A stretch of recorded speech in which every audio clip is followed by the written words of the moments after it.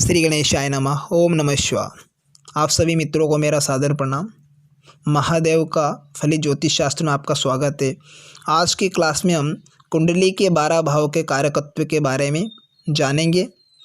कौन सा भाव किस चीज़ से किस अंग को रिप्रेजेंट करता है, कौन से भाव से किस चीज़ को देखा जाता है, आज हम बर्थ हॉरोस्कोप में अर्थात जन्म कुंडली के अंदर देखेंगे। बात करेंगे भाव से, तो हमारा फर्स्ट भाव होता है जो लग्न, प्रथम भाव। जो लग्न भाव होता है, प्रथम भाव को हम लग्न भाव भी कहते हैं, प्रथम स्थान भी कहते हैं, प्रथम घर भी कहते हैं। तो ये लग्न का जो 1 नंबर लिखा है, यहाँ हमारा जो भाव है फिक्स है, फर्स्ट हाउस। लेकिन इस पर कोई सी भी राशि आ सकती है, या कोई भी राशि हो सकती है, वृषभ हो सकती है, मिथुन होती है, कर्क हो सकती है, कोई सी भी हो सकती है। लेकिन हमें राशियाँ परिवर्तन होती है, लेकिन भाव कभी परिवर्तन नहीं होता है। इसलिए हमने लग्न जो प्रथम भाव होता है वो लग्न मानते हैं। लग्न से हम क्या क्या चीज़ रिप्रेजेंट होती है, लग्न से क्या क्या देखा जाता है, अपने आप को स्वयं को देखा जाता है। देह, काया, शरीर की रचना, स्वास्थ्य, चरित्र, बुद्धि व सम्मान, रूप रंग देखा जाता है, और अपना स्वयं का स्वभाव देखा जाता है।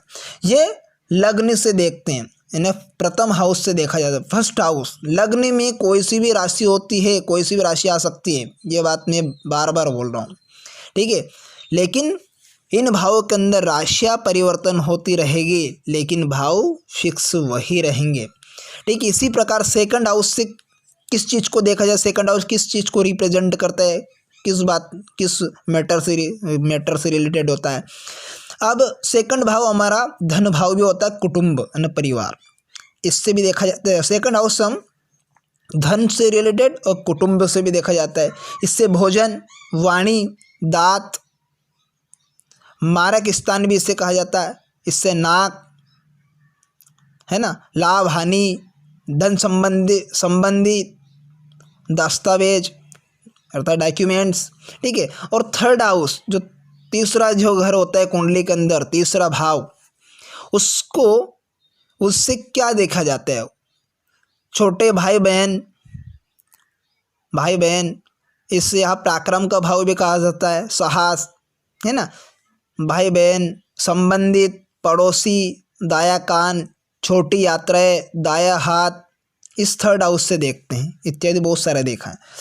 अब फोर्थ हाउस से अब आती है बात हमारी फोर्थ हाउस की। फोर्थ हाउस से क्या देखा जाता है, घर का सुख, ना। फोर्थ हाउस सबसे पहला मुख्य मुद्दा होता है माँ का परिचय देता है, माँ का सुख, ना, घर का सुख, गुप्त जीवन, जमीन प्रॉपर्टी, जमीन जायदाद, गुप्त खजाना, जल स्रोत देखा जाता है, घरेलू वातावरण देखा जाता है, गुप्त प्रेम संबंध, है ना, सीना, और माँ का हाल, माँ के संबंधित भी इससे देखा जाता है। घर से संबंधित सुख भी इसी भाव से देखा जाता है, फोर्थ हाउस से। अब हम फिफ्थ हाउस के बारे में देखते हैं। फिफ्थ हाउस से क्या क्या देखते हैं। पंचम भाव से हम विद्या, अध्ययन के बारे में देखते हैं, स्तर, स्वयं के स्तर के बारे में, जीवन स्तर, हृदय, संतान सुख, सट्टा, प्रेम संबंध, ठीक है। और यहाँ भाव संतान को रिप्रेजेंट भी करता है, संतान के बारे में भी इसी भाव से देखते हैं। अब बात करते हैं सिक्स्थ हाउस, छठे भाव। छठे घर से देखेंगे, छठे घर से क्या देखा है, छठा घर एक शत्रुता का घर होता है, शत्रु के बारे में देखते हैं। इससे छोटी बीमारियां, झगड़े, है ना, रोग, कार्य की रुकावट, मामा मौसी इत्यादि इस भाव से देखते हैं। अब नंबर 7 के बारे में बात करते हैं। भाव नंबर 7वां भाव, यानी 7वें स्थान में लग्न के ठीक सामने वाला भाव अर्थात 7th हाउस के बारे में देखते हैं। 7th हाउस किस चीज़ से, किस वस्तु से, किस अंग को रिप्रेजेंट करता है, किस चीज़ को इससे देखते हैं, यह भाव किससे संबंधित होता है, ये देखते हैं।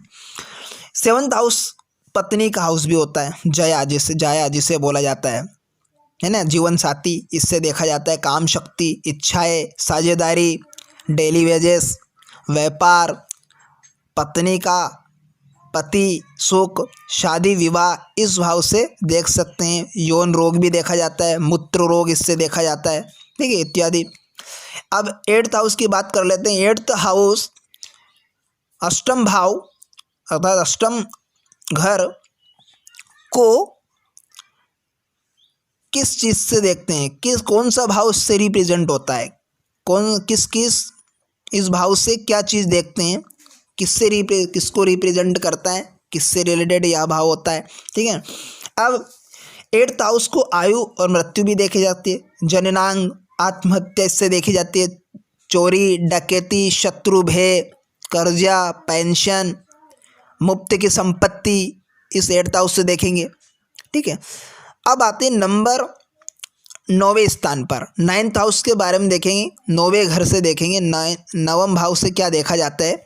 9वां भाव एक धर्म का भाव भी होता है, धर्म, इसे हम भाग्य स्थान भी कहते हैं। इससे हम भाई की पत्नी के बारे में जान सकते हैं, साधन है ना, और पत्नी का छोटा भाई के बारे में, तीर्थ यात्रा, पिता विदेश यात्रा, है ना, और इसे पिता गुरु के बारे में जान सकते हैं 9th भाव से। अब बात कर लेते हैं 10th हाउस। 10th हाउस से हम क्या चीज़ देख सकते हैं, किसके बारे में जान सकते हैं, 10th हाउस से क्या क्या संबंध, 10th हाउस किन चीज़ों से संबंध रखता है, ये देखते हैं। 10th हाउस होता है कर्म भाव, जो कर्म के बारे में, हम क्या कर्म कर सकते हैं उसके बारे में, कर्म जो हम करते हैं उसके बारे में भी जान सकते हैं। ये भाव कर्म के बारे में ज़्यादा कर्म रिप्रेजेंट भी होता है ना। अधिकार, नेतृत्व के बारे में जान सकते हैं, व्यवसाय के बारे में जान सकते हैं, सम्मान, घुटने, है ना, उद्देश्य, पिता, मासिक है, पिता अर्थात मासिक नहीं सॉरी, मालिक, अधिकारी, अधिकारियों से संबंध, नौकरी, सरकार से सम्मान, उन्नति, खेतीबाड़ी, छोटे भाई को संकट, इस भाव से जान सकते हैं। अब आते हैं नंबर 11th भाव से हम क्या चीज़ देख सकते हैं। 11th भाव किन बातों को रिलेटेड रहता है, किन से संबंध रखता है, 11th हाउस से जानेंगे। इससे यह लाभ भाव भी कहलाता है, लाभ भाव भी इसमें होता है, कितना लाभ हुआ इस भाव से भी देखेंगे कि लाभ होगा कि नहीं होगा, इस भाव को भी इस भाव से देखते हैं। लाभ के बारे में, बड़े भाई बहनों के बारे में, रोग मुक्ति, है ना, बड़ा भाई, और कामनाओं की पूर्ति, समृद्धि, आशा, है ना, अर्थात इच्छाएं। अब 12th हाउस के बारे में देखते हैं। 12th हाउस किससे रिलेटेड रहता है ना। तो 12th हाउस, यहाँ भाव 12th हाउस एक व्यय भाव भी कहलाता है, खर्चे का घर भी होता है, यहाँ खर्चा भी देखा जाता है, व्यय कितना होगा, ठीक है। मोक्ष की प्राप्ति इससे देखी जाती है, गुप्त विद्या इससे देखी जाती है, झेल, है ना, और कर्जा, है ना, इससे भी देखा जाएगा, घाटा, नुकसान, विदेश भ्रमण, अस्पताल, बीमारियां, इससे भी बड़ी बीमारियां, इससे भी देखेंगे, बीमारियों से छुटकारा मिलेगा या ना मिलेगा, इससे भी देखेंगे, ठीक है। ये तो हमारे 12th हाउस। तो कुंडली में 12th हाउस फिक्स होते हैं, भाव फिक्स होते हैं, इनमें सिर्फ, मैं बार बार बोल रहा हूँ, इनमें सिर्फ राशियाँ परिवर्तन होती है, भाव कभी परिवर्तन नहीं होते। तो ये आज हमने कुंडली के 12 भावों के कारकत्व के बारे में जाना, कौन सा भाव किस चीज़ को रिप्रेजेंट करता है, कौन सा भाव किससे रिलेटेड रहता है, कौन सा भाव किससे रिलेटेड रहता है। लेकिन इसमें भाव फिक्स से, लग्न के स्थान पर कोई सी भी राशि आ सकती है, उसे लग्न ही मानेंगे, प्रथम भाव ही मानेंगे, चाहे इसमें वृषभ हो, सिंह हो, कन्या हो, कुछ भी हो, लेकिन लग्न ही प्रथम भाव मानेंगे, फर्स्ट हाउस होता है, ठीक है। अब हम बात कर लेते हैं विभिन्न भावों के कारक ग्रह। विभिन्न भावों के कारक ग्रह कौन कौन से होते हैं, इन्हें भावों को, विभिन्न भावों के कारक ग्रह, कौन सा भाव किस भाव का कौन सा ग्रह होता है, कारक ग्रह कौन सा होता है। अब देख लेते हैं। प्रथम भाव के कारक ग्रह स्वामी बुलाते हैं हमारे सूर्यदेव, क्या कहलाते हैं, फर्स्ट हाउस के कारक ग्रह स्वामी सूर्यदेव। और द्वितीय भाव के कारक ग्रह स्वामी कहलाएंगे बृहस्पति देव होते हैं। कौन से स्वामी होते हैं, बृहस्पति देव होते हैं द्वितीय भाव के, सेकंड हाउस के। और थर्ड हाउस के स्वामी होते हैं मंगल देव, बुध देव। कारागृह स्वामी होते हैं। चतुर्थ हाउस के कारागृह स्वामी चंद्रदेव को माना गया है, क्योंकि माता का घर इससे होता है, माँ कोई चंद्रदेव है ना, माता का घर चंद्रदेव होता है, तो इस भाव को कारागृह स्वामी क्या होंगे, चंद्रदेव। और पंचम हाउस के यानी फिफ्थ हाउस के कारागृह स्वामी बृहस्पति देव हो गए, बृहस्पति देव। इसी प्रकार षष्ठम भाव के कारागृह स्वामी मंगल देव और शनि देव है। सेवंथ हाउस के कारागृह स्वामी होते हैं हमारे सेवंथ हाउस के कारागृह स्वामी शुक्रदेव है। और एट्थ हाउस के कारागृह स्वामी होंगे शनिदेव यानी अष्टम भाव के। और नाइन्थ हाउस के कारागृह स्वामी होंगे सूर्यदेव बृहस्पति देव। नवम भाव के कारागृह स्वामी बनेंगे सूर्यदेव बृहस्पति देव। और टेंथ हाउस के जो दशम भाव होता है उनके कारागृह स्वामी होते सूर्यदेव, बुधदेव, बृहस्पति देव व शनिदेव। ये हमारे टेंथ हाउस के कारागृह स्वामी होते हैं। और 11वें भाव के कारागृह स्वामी बृहस्पति देव को माना गया है। और द्वादश भाव के कारागृह स्वामी शनिदेव, अर्थात ट्वेल्थ हाउस के कारागृह स्वामी शनिदेव होते हैं। ठीक है, अब आगे चलते हैं हम भावों की संज्ञा। अब किस भाव को कौन सी संज्ञा दी गई है, ठीक है, अब भाव किससे संज्ञा दी गई, कौन सा भाव को क्या संज्ञा दी गई, अब ये बारे में अब हम जानेंगे। तो धर्म स्थान जो संज्ञा दी गई, धर्म स्थान की संज्ञा कौन से भाव को दी गई, धर्म स्थान की संज्ञा प्रथम भाव, पंचम भाव, नवम भाव, अर्थात first house, fifth house, ninth house, इन्हें धर्म की संज्ञा दी गई है।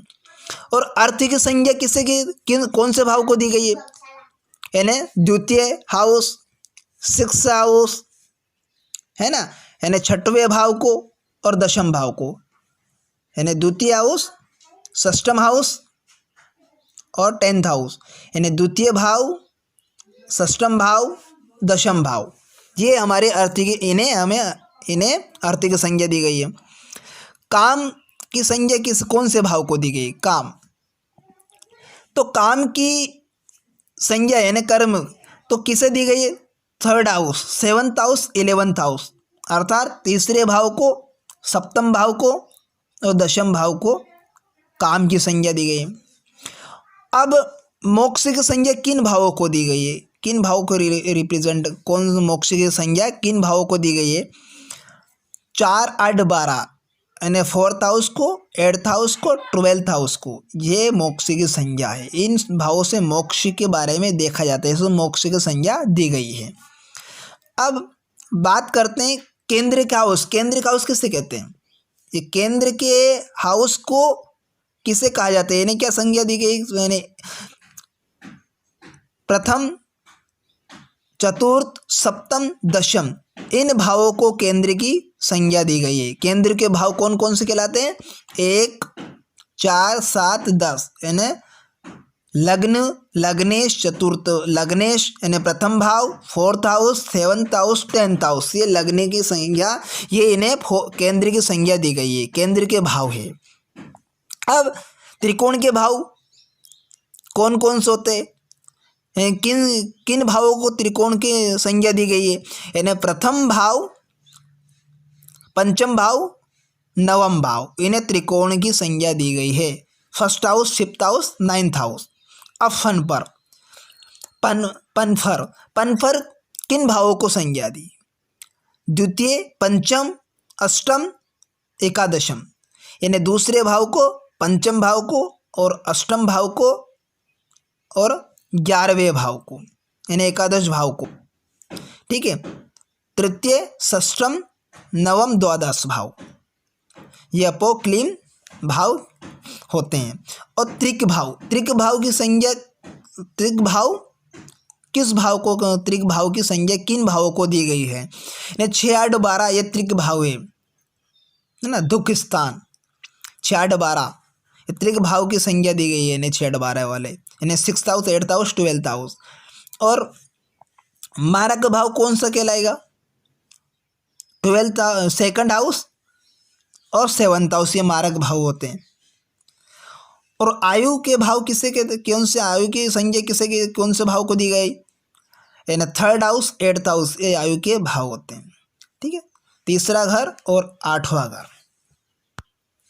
Thank you for watching my video and please like my channel.